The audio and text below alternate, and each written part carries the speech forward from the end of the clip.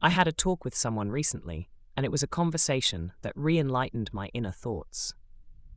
I was talking to someone, and they mentioned that they would go over things during the day and then analyze the situations. I used to this, and it was something that was very much a part of me. It was in the most basic sense part of my identity. I knew my life as this. I stopped. But why did I stop? In a moment, I thought of the situation, and I could not help myself to analyze that moment and think of what I could have said better. I really love this concept, but I also really love creating this arguments within me to further break down the concepts at place. I looked at the concept of analysis of myself, and I see it as the more human approach to life. I feel it's actually as one of the most powerful tools for self-improvement and self-reprogramming.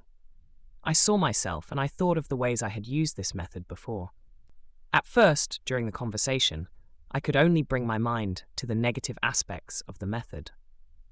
I remember analyzing myself and being hard on myself and then capturing myself in a wooden cage, where the harshness that I thought was needed was actually me shooting myself in the foot.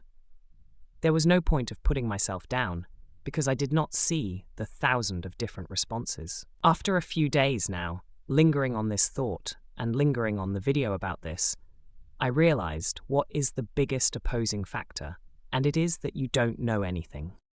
In recent times, I have been practicing surrender and letting go, and this was also the main point I have raised when I had the discussion. Of course, if I analyze the situation, I can find millions of better responses and counter-arguments. This all brought me to the idea that I have once accepted, and that completely counteracts this concept of self-analysis. Would you go back in life and change anything? In my opinion, the answer is no. This is fundamental steps in the bigger picture of surrendering. Surrendering to life and going with life's flow. Then comes the answer the person I was speaking with brought to me, and that is you can still surrender, but looking back and analyzing is important and vital for self-growth. This is an interesting answer. This then got my mind thinking of a counter-argument to this. Is there actually anything good or bad? I mean, of course, there are actions in life we morally see as bad and good. But in your daily life, can you actually say for sure that something is good or bad for you? I think this is another fundamental of surrender.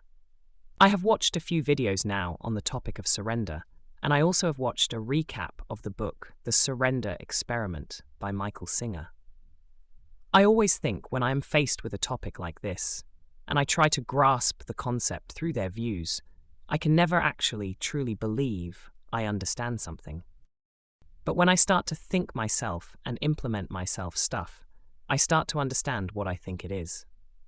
I now have a view map of this surrender concept of my own. At the most important part is your belief. Your belief is the driving force behind the surrender concept. You have your dream life situation. This is what you want and what you are visualizing. Then the next beliefs are crucial. One of them is the simple belief that your belief will materialize. Then it is the belief that anything is possible. The first one explains itself. You have a goal and you believe that you're going to achieve it. The second one is also important. See, with the surrender concept, it is simple. You don't know the journey. You might get what you want through the business you are currently working on, or you might get it with another business. You might hate the lottery, but somehow you find a winning ticket, and you will get what you want from that. The different variations are just endless. There is no good or bad. So you can analyze yourself and learn from this. And it's completely fine. You can also not do that. And it's completely fine. You only have your emotions that are important. If you live in heaven, and that means you know you will get what you want. You know that you don't know how it's going to happen. You can analyze yourself, and it's completely fine. The moment you analyze yourself, and this breaks your heaven cycle, this is the thing that I actually wanted to express. You might get stuck in a loop of thinking you need to say this, and you need to improve here and there for you to get the stuff you want. This is another thought that has gone to my mind recently.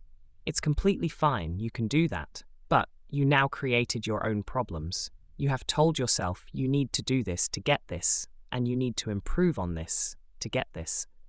I think this is the problem with humans sometimes. We don't believe we deserve it, just the way we are. Life will throw challenges at you, and it will mold you into the person you need to be.